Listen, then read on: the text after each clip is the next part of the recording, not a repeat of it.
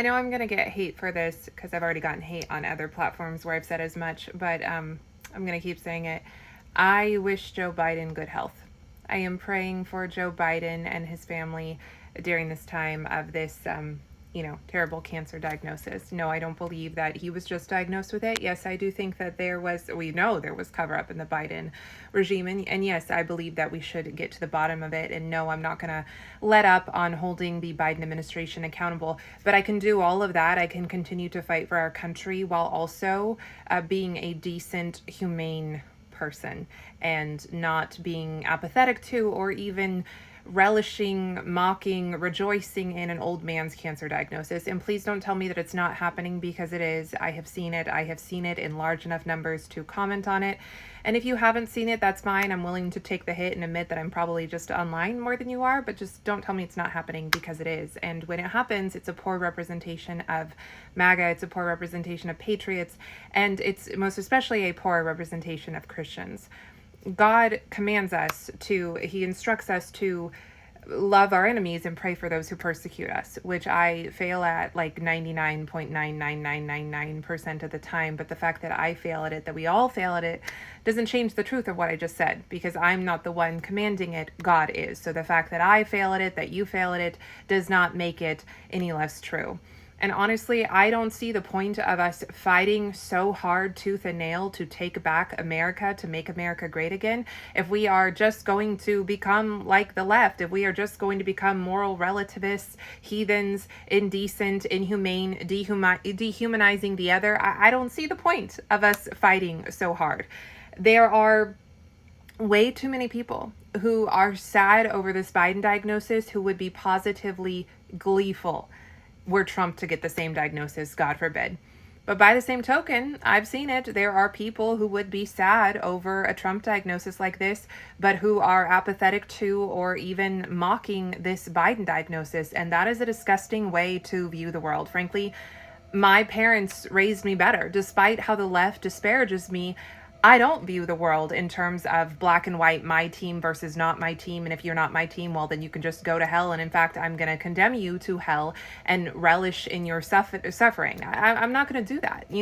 I've said a bunch of times over the past 48 hours, there is a God and we are not him. I think Charlie Kirk says that often. There is a God and we are not him. It is not our job to decide who deserves to live, who deserves to die, who deserves to suffer, who deserves to have a slow, painful death, who deserves cancer. It's not our job. It is inhumane to be even just apathetic to another human being suffering. And it is certainly inhumane to be happy over it. That is not a decent person. And if our goal, our purported goal, is to make America great again, if that is more than just a catchy slogan, well, this is part of making America great again, because I believe America is still great, but there was a time when politics did not infect every facet of our lives. There was a time when we were not so politically divided. There was a time when we had the good sense in certain moments to put politics aside just for a moment and be good, decent people. There was that time. And so if we truly want to make America great again, we have to behave like we want to make America great again. And don't get me wrong, listen, I'm not saying that I'm crying myself to sleep every night since Sunday, since this diagnosis came out. I'm not a saint, okay? That's not what I'm saying. But again, apathy towards another human suffering, gleefulness, mocking towards another human suffering. There's a difference between mocking and apathy versus crying myself to sleep at night. And also, let me be very clear, this is not me going soft. This is not me saying, oh, you know what, let's back off talking about the corruption in the Biden regime because, oh, now he's got cancer. This is not me doing any of that, okay? I can continue to fight for this country, to devote basically all of my time to this fight, both my time off and also my professional time to this fight. I can continue to want to hold the Biden regime accountable. I can continue to talk about the corruption. I can continue to fight for this country while also still just wishing the man good health, not really wanting him to suffer. Because you know what? If Biden suffers from this cancer, that doesn't make America great again. It doesn't help us take back America. It doesn't help me in any way. It's not winning for me in any way.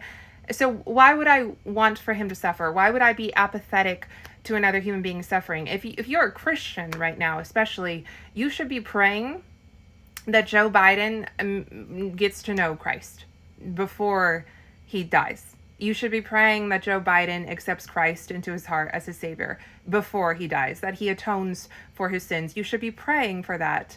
That should be your prayer, okay?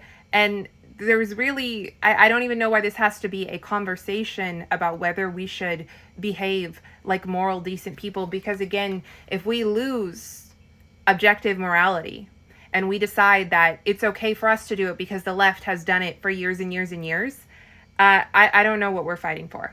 I really don't. Because you know as well as I do that the left would be absolutely rabid with joy were Trump, God forbid, to get this diagnosis. I don't need to tell you that. We've seen it. We saw it with Butler, how they lamented that the shooter missed. But again, that is bad. It's bad when they do it, and it is bad for us to do it too. It's bad. And if you are a Christian, again, especially if you are a Christian, and you are glad to hear of this diagnosis, then I would question whether you really believe that there is a perfect, just God who is going to mete out perfect justice. Because you don't really seem like you believe that. Because you want for your enemies to suffer here on earth.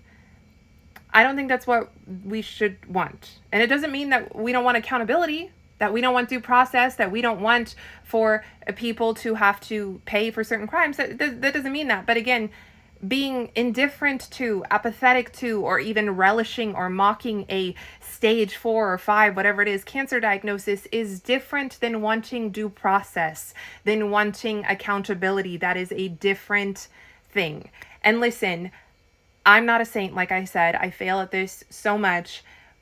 I can't make you feel compassion. I can't make you feel something. I can't like pound it into your head and make you say something that's not true or feel a certain way that you just don't feel. But if you're watching this, I urge you to like look in the mirror and really examine whether your passion for politics is making you heartless. Don't become any less passionate about politics or this fight, but also don't become heartless. Don't become indecent. Don't become a dishonorable person. Don't become a moral relativist. Don't become like the left. So I guess I would just urge you, not to say something that's not true for you, but to kind of have a come to Jesus moment and like really look inside yourself. And listen, I need to do it all the time too, but I've just been disappointed by a lot of the reactions that I've seen, and I don't think it's a good representation of us. So that's all for that.